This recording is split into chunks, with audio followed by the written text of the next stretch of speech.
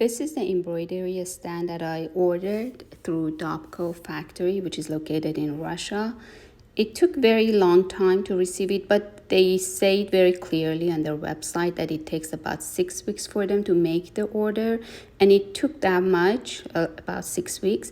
And when they mailed it, it took 10 days with the US Postal Services to receive that.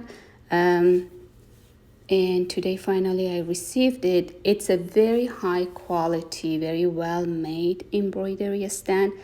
I ordered the one that comes with some extra panels to hold canvas. And the reason I ordered that one, because if your order is a minimum amount of 200, there is no shipping. So it made sense to add that extra in order to avoid the shipping cost. So it was like 230, I think. I have to look at my bank statement, but something around that. And the communication was really good because I had to contact them a few times regarding different questions that I had, and they answered right away. So you don't have to assemble things. Everything is already put together.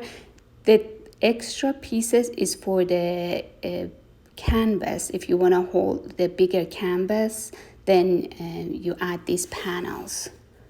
But everything else is already put together.